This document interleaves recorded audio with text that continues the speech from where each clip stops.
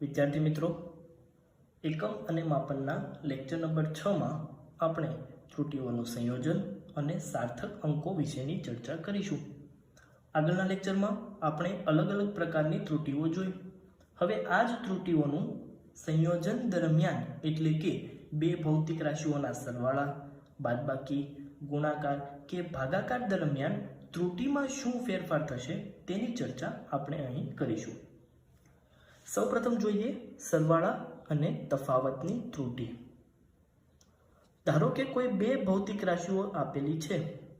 આ ભૌતિક રાશિઓના મૂલ્યો a plus or minus delta a તથા b plus or minus delta b છે. વિદ્યાર્થી મિત્રો, અહીં યાદ રાખવું કે અહીં જે a અને b છે તે ભૌતિક રાશિના સાચા મૂલ્યો છે અને ડેલ્ટા a તથા ડેલ્ટા b એ ભૌતિક રાશિની ત્રુટી છે. હવે ધારો કે આ બંને ભૌતિક રાશિઓનો સરવાળો કરવાનો થાય તો ત્રુટીઓનું શું થશે તે જોઈએ.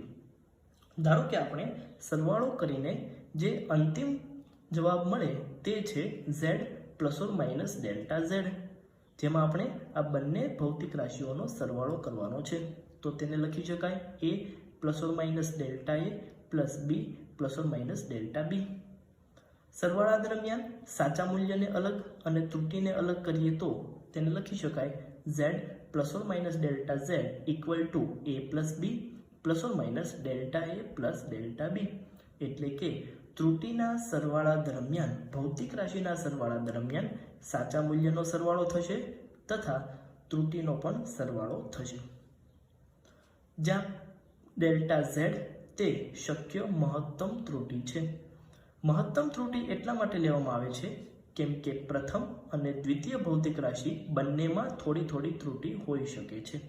આ બંનેના સરવાળાથી આપણને અંતિમ જવાબમાં મહત્તમ કેટલી ત્રુટી મળશે તે જાણી શકીએ છીએ.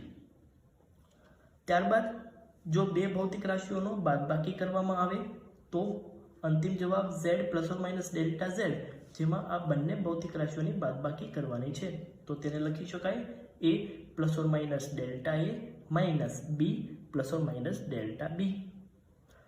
ફરીથી સાચા મૂલ્યને અલગ કરીએ અને ત્રુટીને અલગ કરીએ તો તેને આ રીતે લખી શકાય a minus b plus or minus minus વડે ગુણાકાર કરીએ તો એ થઈ જશે માઇનસ ઓર પ્લસ, અને ત્રુટી માટે delta a plus delta b.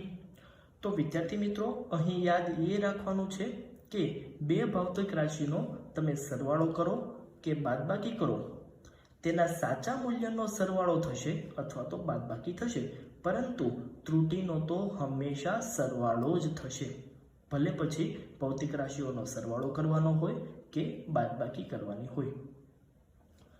બે ભૌતિક રાશિઓનો સરવાળો કે બાદબાકી હોય ત્યારે અંતિમ પરિણામની નિરપેક્ષ ત્રુટી દરેક રાશિના સ્વતંત્ર નિરપેક્ષ ત્રુટીના સરવાળા જેટલી જ હોય. પ્રથમ ભૌતિક રાશિની નિરપેક્ષ ત્રુટી હતી ડેલ્ટા a અને બીજી ભૌતિક રાશિની નિરપેક્ષ ત્રુટી હતી ડેલ્ટા b. તો સરવાળો અથવા બાદબાકી દરમિયાન અંતિમ નિરપેક્ષ ત્રુટી હંમેશા બંનેના સરવાળા જેટલી જ થાય. સાચા મૂલ્યનો સરવાળો અથવા તો બાદબાકી થઈ શકે, પરંતુ ત્રુટીનો હંમેશા સરવાળો જ થાય. ત્યારબાદ જોઈએ ગુણાકાર અથવા ભાગાકારની ત્રુટી. ધારો કે આવી જ કોઈ બે ભૌતિક રાશિનો આપણે ગુણાકાર અથવા ભાગાકાર કરવો છે. ધારો કે z બરાબર ab મેળવવું છે, જેમાં a અને b એ ભૌતિક રાશિના મૂલ્યો છે જે a plus or minus delta a તથા b plus or minus delta b છે. તો જ્યારે આ બંનેનો ગુણાકાર કરવામાં આવે તો આ રીતે લખી શકાય z plus or minus delta z equal to a plus or minus delta a into b plus or minus delta b. હવે ગુણાકાર કરીએ તો આ થશે ab plus or minus b delta a plus or minus a delta b plus delta a delta b. હવે જો આ સમીકરણને ડાબી બાજુ z વડે અને જમણી બાજુ ab વડે ભાગાકાર કરવામાં આવે તો સમીકરણ થશે z અપોન z એટલે 1 plus or minus delta z upon z equal to જમણી બાજુ ab વડે ભાગાકાર કરવાનો છે તો AB upon AB એટલે 1 plus or minus B delta A upon AB, BB cancel એટલે delta A upon A plus or minus delta B upon B plus or minus delta A delta B upon AB. આ સમીકરણમાં બંને બાજુથી એક cancel કરીએ. આ સમીકરણમાં delta A અને ડેલ્ટા B એ ત્રુટિનું મૂલ્ય છે અને ત્રુટિનું મૂલ્ય હંમેશા સૂક્ષ્મ હોય અને અહીં તો આ બંને ત્રુટિઓનો ગુણાકાર છે, તો એ બંનેનો ગુણાકાર તો તેના કરતાં પણ વધારે સૂક્ષ્મ થાય, તો આ અંતિમ પદને આ સૂત્રમાંથી અવગણી શકાય. તો આ સૂત્ર થશે delta Z upon Z equal to delta A upon A plus delta B upon B. વિદ્યાર્થી મિત્રો, આ સૂત્ર જોઈને તમને સાપેક્ષ ત્રુટિની યાદ આવવી જોઈએ. સાપેક્ષ ત્રુટિ પણ આ જ હતું, delta A mean upon A mean, એટલે કે નિરપેક્ષ ત્રુટિનું સરેરાશ મૂલ્ય ભાગાકારમાં સાચું મૂલ્ય. તો જ્યારે પણ ત્રુટિઓનો ગુણાકાર અથવા ભાગાકાર કરવાનો હોય ત્યારે હંમેશા સાપેક્ષ ત્રુટિ જ ઉપયોગમાં લેવામાં આવે છે. બે ભૌતિક રાશિઓના ગુણાકાર અથવા ભાગાકાર કરવામાં આવે તો અંતિમ પરિણામમાં ઉદ્ભવતી સાપેક્ષ ત્રુટિ ગુણકોની સાપેક્ષ ત્રુટિના સરવાળા જેટલી જ હોય છે. વિદ્યાર્થી મિત્રો, આ જ જગ્યાએ જો તમને Z equal to A upon B કરવાનું હોત, એટલે કે A અને B આ બંને ભૌતિક રાશિઓનો ભાગાકાર કરવાનો હોત, તો પણ તેનો જવાબ delta Z upon Z equal to delta A upon A plus delta B upon B જ થાય. એટલે જ અહીં લખેલું છે કે ભૌતિક રાશિઓનો ગુણાકાર હોય કે ભાગાકાર હોય, અંતિમ પરિણામમાં ઉદ્ભવતી સાપેક્ષ ત્રુટિ એ જે કોઈ ગુણકો હોય, અહીં A અને B એ ગુણકો છે, તો જે કોઈ ગુણકો હોય તેમની સાપેક્ષ ત્રુટિના સરવાળા જેટલી જ હોય છે. ત્યારબાદ જોઈએ ઘાતાંક ધરાવતી ભૌતિક રાશિના માપનમાં ત્રુટિ. ધારો કે કોઈ સૂત્ર છે Z બરાબર A ની P ઘાત B ની Q ઘાત ભાગાકારમાં C ની R ઘાત. અહીં A, B અને C ભૌતિક રાશિઓ છે, P, Q અને R અનુક્રમે તેમની ઘાત છે. તો આવા પ્રકારના સૂત્રોમાં જ્યારે સાપેક્ષ ત્રુટિ મેળવીએ તો કંઈક આ રીતે થશે, delta Z upon Z equal to A ભૌતિક રાશિ માટે delta A upon A into P, એટલે કે ઘાત હંમેશા સાપેક્ષ ત્રુટિ સાથે ગુણાકારમાં આવી જશે, પ્લસ B માટે ડેલ્ટા B બાય B, તેની ઘાત છે Q, તો તે તેની સાથે ગુણાકારમાં, પ્લસ C ભૌતિક રાશિ માટે ડેલ્ટા C બાય C, તેની સાથે R એ ગુણાકારમાં આવશે. તો આમ કોઈ પણ ઘાત ધરાવતી ભૌતિક રાશિ માટે સાપેક્ષ ત્રુટિ આ મુજબ લખી શકાય. ત્યારબાદ હવે આપણે જોઈએ સાર્થક અંકો. સૌપ્રથમ તો સાર્થક અંક કોને કહેવાય તે સમજીએ. ધારો કે તમારે કોઈ પેન્સિલની લંબાઈ મીટર પટ્ટી વડે માપવી છે. તે માટે તમે પેન્સિલનો એક છેડો મીટર પટ્ટીના 0 પર રાખો છો અને પેન્સિલનો બીજો છેડો તમે માપન કરો છો. તમને મીટર પટ્ટીમાં આ પેન્સિલની લંબાઈ 10.2 અને 10.3ની વચ્ચે મળે છે. આ 10.2 અને 10.3માં સાર્થક અંકોની સંખ્યા 3 છે, એટલે કે 10.2માં 1, 0 અને 2, 10.3માં 1, 0 અને 3 એ સાર્થક અંકો છે.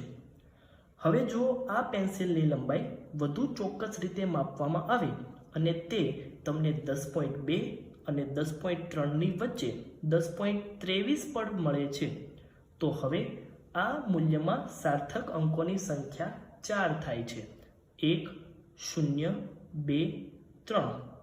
તો જેમ કોઈ પરિણામમાં સાર્થક અંકોની સંખ્યા વધે તેમ જે તે પરિણામની ચોકસાઈતામાં પણ વધારો થાય છે.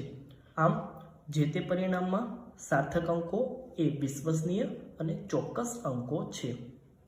હવે આપણે કોઈ પરિણામમાં કેટલા અંકો સાર્થક છે અને કયા અંકો સાર્થક નથી તેના વિશેના કેટલાક નિયમોની ચર્ચા કરીએ.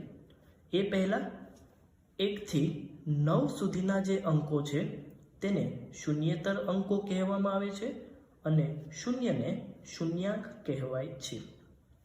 સાર્થક અંકો માટેના નિયમો જોઈએ તો 1. બધા જ શૂન્યેતર અંકો સાર્થક અંકો છે. ઉદાહરણ તરીકે જો તમારી પાસે કોઈ આવું પરિણામ હોય 2.879, તો આ પરિણામમાં દરેક અંકો શૂન્યેતર અંક છે, તો આ દરેક શૂન્યેતર અંકો સાર્થક અંક છે. તો આમ આ પરિણામમાં સાર્થક અંકની સંખ્યા 4 થાય. 2 શૂન્યેતર વચ્ચે આવેલા બધા જ શૂન્યાંકો સાર્થક અંકો છે. કોઈ પણ શૂન્યેતર અંકની વચ્ચે જો કોઈ શૂન્યાંક આવેલા હોય તો તે પણ સાર્થક અંક છે, તે પણ વિશ્વસનીય અંક છે. અહીં ઉદાહરણમાં 1, 0, 0, 0, 8, 9 આમ કુલ 6 સાર્થક અંકો છે. 3. જો સંખ્યા 1 કરતાં નાની હોય તો પ્રથમ શૂન્યેતર અંકની ડાબી તરફના અંકો સાર્થક અંક નથી. ઉદાહરણ તરીકે 0.002308 આ સંખ્યા 1 કરતાં નાની છે. અહીં પ્રથમ શૂન્યેતર સંખ્યા 2 છે, તો આ પ્રથમ શૂન્યેતર સંખ્યાની ડાબી બાજુ જેટલા શૂન્યાંકો હોય તે દરેક સાર્થક અંક નથી. તો આમ આ પરિણામમાં કુલ સાર્થક અંકની સંખ્યા 4 છે, જે 2, 3, 0 અને 8 છે. 4. દશાંશ ચિહ્ન સિવાયની સંખ્યામાં અંતિમ શૂન્યેતર અંકની જમણી તરફના શૂન્યાંકો સાર્થક અંક નથી. ઉદાહરણ તરીકે 1, 2, 3, 0, 0, 0 દશાંશ ચિહ્ન સિવાયની આ સંખ્યા છે જેમાં અંતિમ શૂન્યેતર સંખ્યાની પાછળ રહેલા શૂન્યાંકો સાર્થક અંક હોતા નથી. તો આમ આ પરિણામમાં માત્ર 3 સાર્થક અંકો છે, 1, 2 અને 3. કોઈ માપનને જુદા જુદા એકમમાં પરિવર્તિત કરવાથી સાર્થક અંકોની સંખ્યા બદલાતી નથી. એટલે કે જો કોઈ પરિણામને એક એકમમાંથી બીજા એકમમાં રૂપાંતરિત કરવામાં આવે તો સાર્થક અંકોની સંખ્યા તો સમાન જ રહે છે. દાખલા તરીકે 143 મીટર, જો તેને સેન્ટીમીટરમાં ફેરવવામાં આવે તો 143,000 અને મિલીમીટરમાં ફેરવવામાં આવે તો 143,000. પરંતુ આ દરેક મૂલ્યમાં સાર્થક અંકોની સંખ્યા સમાન જ રહેશે, જે 3 છે. 5. દશાંશ ચિહ્નવાળી સંખ્યા માટે અંતિમ શૂન્યાંકો સાર્થક અંક છે. ઉદાહરણ તરીકે 1.250. અહીં આ સંખ્યા દશાંશ ચિહ્નવાળી છે, તો આ સંખ્યા માટે અંતિમ અંક જે શૂન્યાંક છે તે પણ સાર્થક અંક છે. તો આમ આ પરિણામમાં સાર્થક અંકોની સંખ્યા 4 થશે. ત્યારબાદ આપણે જોઈએ સાર્થક સંખ્યાની ગણિતીય પ્રક્રિયા માટેના નિયમો. એટલે કોઈ પરિણામોનો સરવાળો બાદબાકી કે ગુણાકાર ભાગાકાર દરમિયાન અંતિમ પરિણામમાં કેટલી સાર્થક સંખ્યા રાખવી તેના માટેના નિયમો. 1. સંખ્યાઓમાં ગુણાકાર કે ભાગાકારથી મળતા અંતિમ પરિણામમાં એટલા જ સાર્થક અંક રાખવા જોઈએ જેટલા મૂળ સંખ્યાઓ પૈકીની જે સંખ્યામાં લઘુત્તમ સાર્થક અંક હોય. ઉદાહરણ વડે સમજીએ. ધારો કે કોઈ બે સંખ્યાનો ભાગાકાર કરવો છે. 4.237 માટે તેમાં સાર્થક અંકોની સંખ્યા 4 છે અને 2.51 જેમાં સાર્થક અંકોની સંખ્યા 3 છે. હવે આ બંનેનો ગુણાકાર અથવા ભાગાકાર કરીએ ત્યારે મળતા અંતિમ પરિણામમાં આ બે પૈકી જે સંખ્યામાં લઘુત્તમ સાર્થક અંક હોય એટલા સાર્થક અંક અંતિમ પરિણામમાં હોવા જોઈએ. આ બે પૈકી લઘુત્તમ સાર્થક અંક 3 છે, તો આ બંનેના ભાગાકારમાં અંતિમ પરિણામમાં પણ 3 જ સાર્થક અંકો હોવા જોઈએ. આ બંનેનો ભાગાકાર કરતા આપણને જવાબ મળશે 1.688047, પરંતુ અંતિમ પરિણામમાં માત્ર 3 જ સાર્થક અંકો હોવા જોઈએ. તો આ પરિણામ કંઈક આ રીતે લખી શકાય 1.69, જેમાં પાછળના દરેક અંકોને દૂર કરવામાં આવે છે. 2. સંખ્યાઓના સરવાળા બાદબાકીથી તે સંખ્યાઓમાંથી લઘુત્તમ દશાંશ સ્થાનો ધરાવતી સંખ્યામાં જે દશાંશ સ્થાનો હોય તેટલા જ દશાંશ સ્થાનો અંતિમ પરિણામમાં રાખવા જોઈએ. ઉદાહરણ તરીકે આપણે કોઈ બે સંખ્યાઓની બાદબાકી કરવી છે, જેમાં પ્રથમ સંખ્યા 0.307 છે, તેમાં દશાંશ સ્થાનોની સંખ્યા 3 છે. બીજી સંખ્યા 0.25 છે, તેમાં દશાંશ સ્થાનોની સંખ્યા 2 છે. તો આ બે પૈકી બીજી સંખ્યામાં દશાંશ સ્થાનોની સંખ્યા લઘુત્તમ છે, જે 2 છે. તો આપણા અંતિમ પરિણામમાં પણ દશાંશ સ્થાનની સંખ્યા 2 હોવી જોઈએ. હવે આ બંનેની બાદબાકી કરતા આપણને જવાબ મળે છે 0.057, પરંતુ અંતિમ જવાબમાં માત્ર 2 જ દશાંશ સ્થાનો હોવાથી અંતિમ અંકને દૂર કરીએ તો આપણને જવાબ મળશે 0.06, જેમાં દશાંશ સ્થાનોની સંખ્યા 2 છે. ત્યારબાદ જોઈએ અનિશ્ચિત અંકોની સન્નિકટતા. એટલે કેટલાક પરિણામોમાં અંતિમ અંક અનિશ્ચિત હોય છે. તો આ અંતિમ અંકને કઈ રીતે દૂર કરવો તેના માટેના કેટલાક નિયમો આપણે અહીં જોઈશું. જો અંતિમ અંક 5 થી મોટો હોય તો તે અંકના આગળના અંકમાં 1નો વધારો કરવો. ઉદાહરણ તરીકે 1.258, જેમાં અંતિમ અંક 8ને દૂર કરવો છે. જે અંકને દૂર કરવાનો છે તે 5 થી મોટો છે, તો તે અંકને દૂર કરતી વખતે તેની આગળના અંકમાં 1નો વધારો કરવામાં આવે છે. તો 5માં 1નો વધારો કરીએ તો અંતિમ જવાબ થશે 1.26. જો અંતિમ અંક 5 થી નાનો હોય તો તે અંકના આગળના અંકમાં કોઈ ફેરફાર કરવો નહીં. ઉદાહરણ તરીકે 1.253, જેમાં અંતિમ અંક 3ને દૂર કરવો છે. આ 3 એ 5 થી નાનો છે, માટે તેને દૂર કરતી વખતે તેની આગળના અંકમાં કંઈ જ ફેરફાર કરવામાં આવતો નથી. તો તેનો જવાબ થશે 1.25. જો અંતિમ અંક 5 હોય તો હવે અંતિમ અંક 5 હોય તો તેની આગળની સંખ્યાને ધ્યાનમાં લેવામાં આવે છે. જો તેની આગળનો અંક એકી હોય તો તેમાં 1નો વધારો કરવામાં આવે છે. ઉદાહરણ તરીકે 1.235. અહીં આપણે 5ને દૂર કરવો છે, માટે તેના આગળના અંકને ધ્યાનમાં લેવામાં આવે છે. તેની આગળનો અંક એકી સંખ્યા છે, તો તે સંખ્યામાં 1નો વધારો કરવામાં આવે છે. તો 1.235નું થઈ જશે 1.24.